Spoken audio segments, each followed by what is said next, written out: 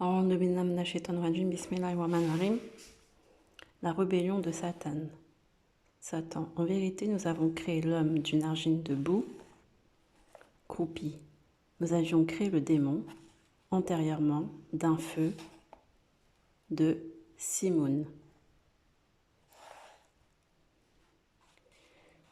Alors, c'est sourate 15, verset 26-40. Donc, eux, ils traduisent par démon dans ce truc, dans ce Coran. Ici, c'est le Coran, verset choisi, présenté par Omar Ben Naïssa de la collection Ibrio. Ensuite, ici, on a sourate 15, verset 27, et le djinn. Donc, eux, ils ont laissé djinn, ils n'ont pas mis démon. Nous l'avons créé auparavant du feu, du vent brûlant. Donc, le mot vent brûlant, c'est idée de pénétration, de poison, d'intrusion. Faire avaler du poison, empoisonner, pénétrer, suggérer, se proposer quelque chose, souffler quelque chose à quelqu'un. Insufflation comme du was-was. Explorer. Explorer quelque chose en tous sens. Mettre la paix, arranger, boucher un flacon, brûler. Donc pénétration, une sorte de pénétration. Trou, poison, venin, stupéfiant, produit toxique. Vent brûlant, violent, sec, mortifère. Simoun. Donc, Simoun. Vent brûlant, violent, sec, mortifère. Simoun. On a une autre traduction. Inch'Allah. Si j'arrive à la mettre sur c'est pas évident. Hein. On va regarder en arabe, Inch'Allah. En nominal shaitan rajim bismillahirrahmanirrahim 27. Et quant au djinn, nous l'avions auparavant créé d'un feu d'une chaleur ardente. D'un feu d'une chaleur ardente. Min narissamum. Narissamum. D'accord. On regarde sur internet. Narissamum. Empoisonné. Simum. Simum. Donc ça est un démon dans les traditions arabes anciennes et plus tard les croyances islamiques. Comme une sorte de feu, il est aussi à l'origine de certaines sortes de mauvais esprits, encore identifiés à la fois avec les feux de l'enfer et le feu du soleil. Donc, d'accord, ça on regardera plus tard, Inch'Allah. Alors quand on revient ici à Simoun, d'accord, on va regarder ça.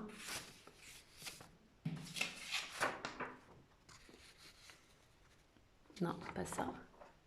Erreur. Pas tout de suite. Simoun. Simoun est un vent chaud, sec et violent qui souffle sur les côtes orientales de la mer Méditerranée, au Sahara, Palestine, Syrie et dans le désert d'Arabie. Ce nom vient de l'arabe semoum, vent brûlant, pestilentiel, de sem, empoisonné. D'après le littré de 1880, les arabisants recommandent l'orthographe semoum de préférence aux autres formules existantes. Simoun, semoum, simoum, sammoum. On l'a vu. On entendait mugir le semoun meurtrier de Victor Hugo, Les Orientales. Le semoun est un vent chaud qui sévit brutalement dans ces régions. Jules Verne, bref. L'alchimiste. Voilà. Qu'est-ce qu'il nous dit d'autre? Ah, là, ça a l'air intéressant. Sa température peut excéder 50 degrés, son hygrométrie descendre sur 10%. Il est donc particulièrement asséchant. L'air est rempli de poussière et de sable. De sable.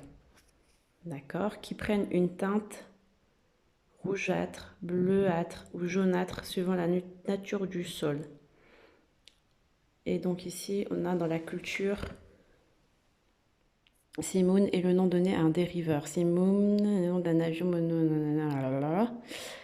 Dans le jeu de rôle Final Fantasy XII, sorti en 2007 sur PlayStation 2, c'est dans la version française, le nom des 4 hôtels des Vents du Val de Chantelot au col du Mosphore,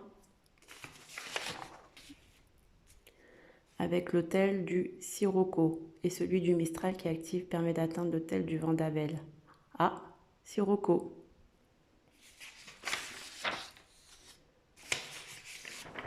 Il est où? Et là, c'est la Rose des Vents. Sur la mer Méditerranée, on a la Sirocco qui est là. Le Sirocco est un vent saharien, violent, très sec et très chaud qui souffle sur l'Afrique du Nord et le sud de la mer Méditerranée. Le Sirocco se produit lorsqu'une masse d'air tropicale et stationnaire installée sur le Sahara se trouve en zone anticyclonique à la verticale de la ligne tropique du Cancer et une soudaine zone de forte dépression se creusant rapidement au-dessus de la mer Méditerranée. La masse d'air saharienne brûlante est alors aspirée vers le nord par la dépression et remonte en direction sud-nord au-dessus du Maroc, Algérie, Tunisie, Andalousie, Provence, Languedoc, Corse, Sicile, Sardaigne, sud de la Grèce.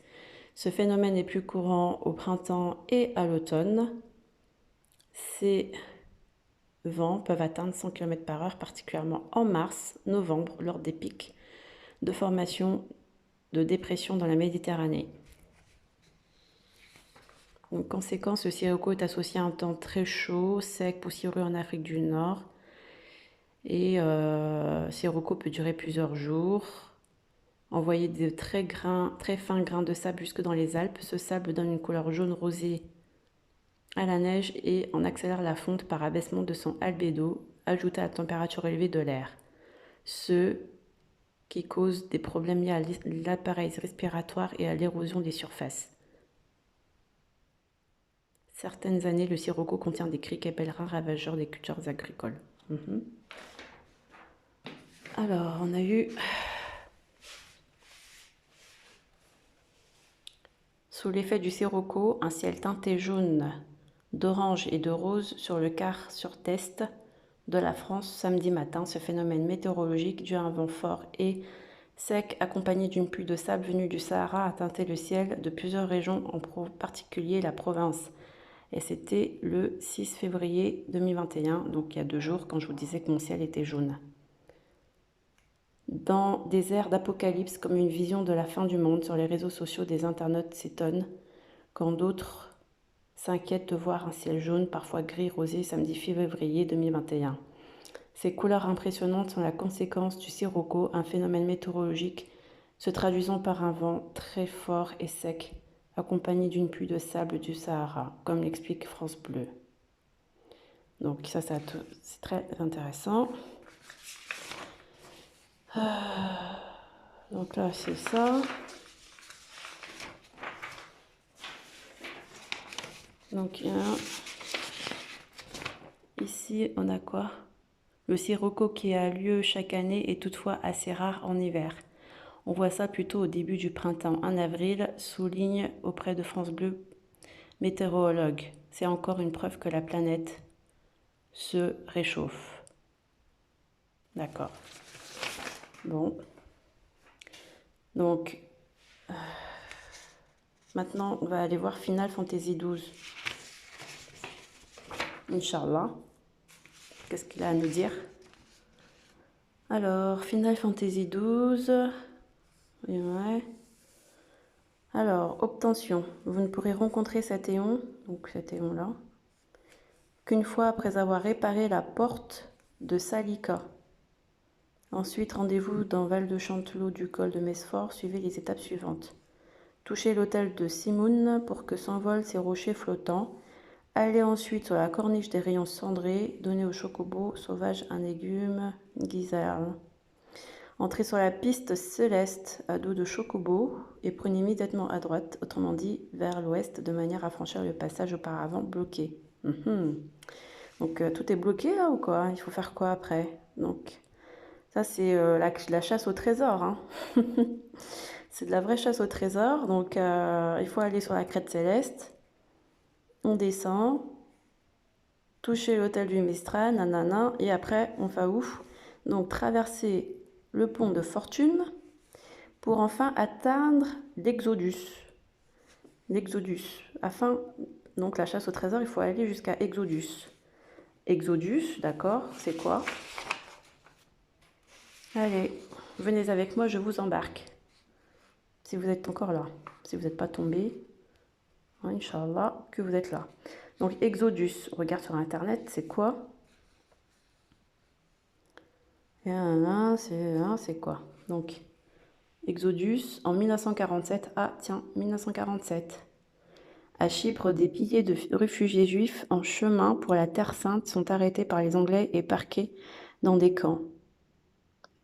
Harry Ben Canaan, un résistant s'indigne de ces arrestations et prend la tête d'un périple. C'est encore lié avec la Terre Sainte, les Juifs, 1947, oh là là, Palestine.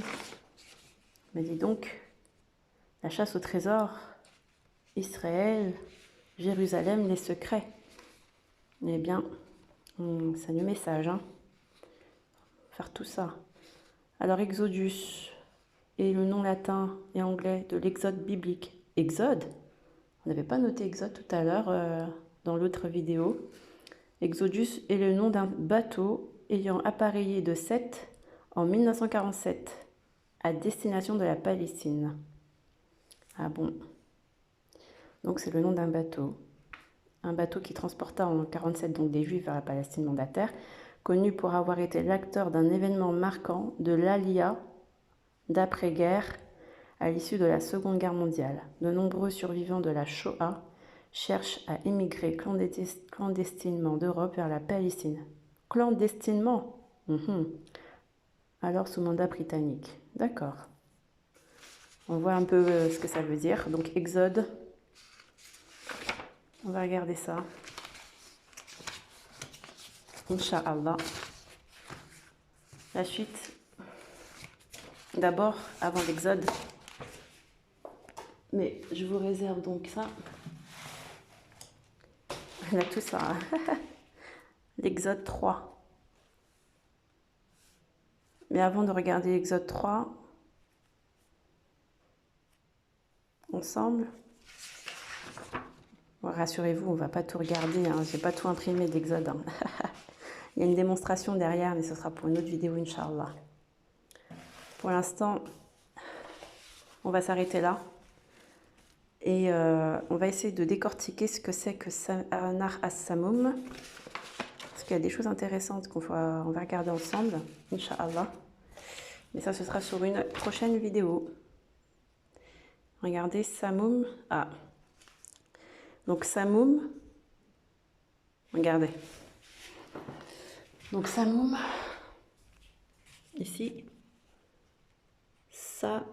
Narissamum. Donc, Narissamum. On l'a vu. On l'a vu quelque part. Je sais plus où. Ah oui, là. Narassamum, donc ça, on va regarder plus tard. Et puis Samum ici, juste le mot Samum, ça nous met ici la première page, c'est sorceleur. Samum aveugle les adversaires situés dans le rayon de son explosion, détruit les nids de monstres. Donc ça, c'est un jeu de The Witcher.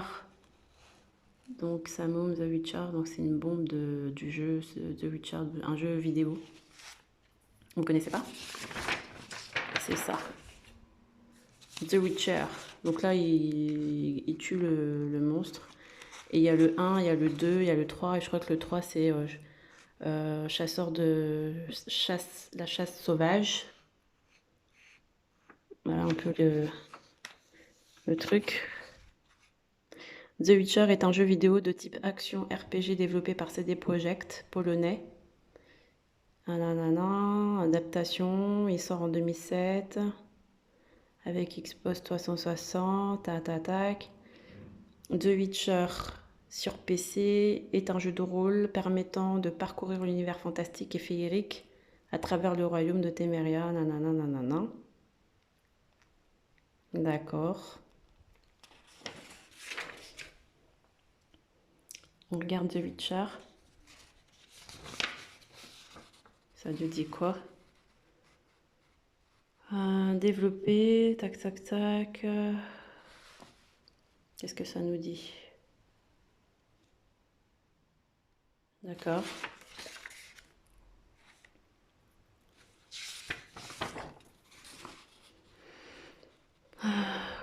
Donc un truc sorceleur, encore un truc de magie, comme d'habitude, encore.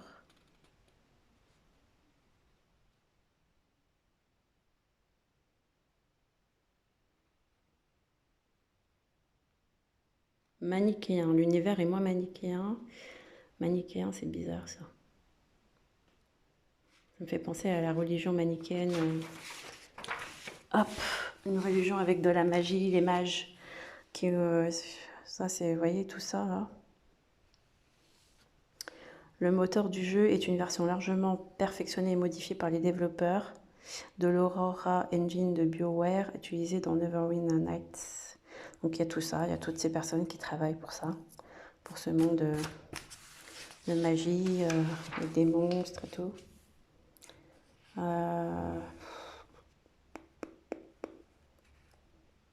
Avec des druides. Donc ça c'est ça, sordide. Alors attends. Reste là, bouge pas. De vente, The Witcher a intégré le top des 100 jeux PC les plus vendus de tous les temps, en passant la barre des 1,2 million d'exemplaires. Waouh! Et il passe aussi après, la série, elle va passer dans Netflix. Et ils voulaient mettre le personnage de Ciri en version jeune fille africaine ou asiatique. Et les fans ont dit non. À la suite de la mobilisation des fans via une pétition qui a recueilli un très grand nombre de signatures, Netflix a revu sa position concernant le personnage de Ciri et décide finalement de ne pas restreindre le casting de Ciri aux minorités ethniques. Donc oui, certes, c'est pas bien les jeux vidéo, mais les gens, ils sont à fond, hein, tellement à fond que c'est même eux qui décident de la nationalité prochaine ou pas des personnages dans le Netflix. Donc, vous voyez, ils sont accros. Ça s'appelle de l'accro, de l'addiction, de la folie, quoi. Dans le milieu, quoi. Donc, lui, c'est Greg Zeschuk et le cofondateur de BioWare. Je sais pas si vous avez vu tout à l'heure, je vous ai mis BioWare. Là. Donc, BioWare, le moteur du jeu. Donc, c'est intéressant de voir qui travaille là-dedans. Donc, c'est lui qui a créé ça, Greg Zeschuk. Et qu'est-ce qu'il fait dans la vie? Il est médecin, entrepreneur, concepteur de jeux. Et il y en a un autre aussi, son collègue, qui s'appelle Ray Musica, qui est lui aussi, qui est médecin, j'ai pas imprimé, qui est lui aussi médecin et qui est aussi joueur de poker, etc. Ray et Greg sont les producteurs exécutifs de la Tank Baldur's Gate sur PC, Armageddon, voilà, Dragon, Code Baby, je sais pas quoi.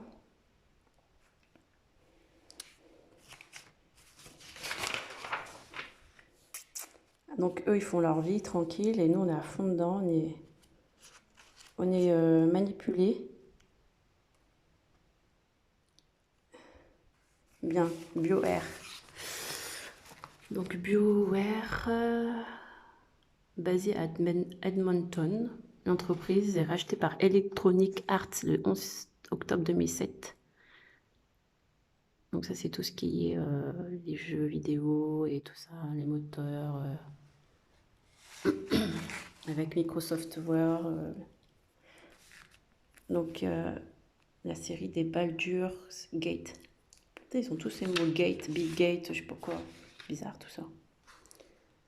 Moi, j'ai une extension conclura la série en 2001, Throne of Ball. Baldur's Gate, Throne of Ball. Le succès par les jeux de rôle. Baldur's Gate sort fin 1998. Jeux vidéo de rôle sur ordinateur. Baldur's Gate 2, Shadows of Anne, qui est grand succès commercial et critique. Throne of Ball, je lis clair, non? Voilà. Donc il y a Microsoft, Electronic Arts, voilà tout ça. La force, les pouvoirs de la force. Voilà, un peu. Après, vous pouvez regarder son interview au monsieur le médecin qui fait en même temps les concepteurs de jeux. Et il dit, quand on a fini nos devoirs, après on révise, mais après on s'attaque à faire des jeux et tout. Et c'est une passion. Mais bon, en général, on révise toujours à la dernière minute. En fait, ces gens-là, ils ont une faculté de mémorisation et de créativité énorme, hors norme. Ils ont des, comme dit, ils ont des forces, mais insoupçonnables. Tu peux être à la fois médecin et en même temps faire tout ça, quoi. Donc, ils sont très forts, hein. Ils ont une force redoutable, quoi. Après, libre à chacun d'adhérer ou non à ce genre de magie ou de pensée, quoi. De courant de pensée, de façon de vivre. Parce que quand tu te laisses très très longtemps à manipuler par les jeux vidéo, après il faut savoir s'en sortir, ne pas être addict. Parce que eux ils s'amusent. Ils sont intelligents, ils sont forts et tout, ils s'amusent dans leur truc. Et toi, tu es à fond dedans, dans leur jeu, là, mais tu n'as même pas le temps de réviser, tu n'as même pas le temps de te laver, tu es à fond, tu n'as même pas le temps de penser à Allah. Donc, là, il y a des messages assez forts, là. On verra tout ça plus tard, Inch'Allah.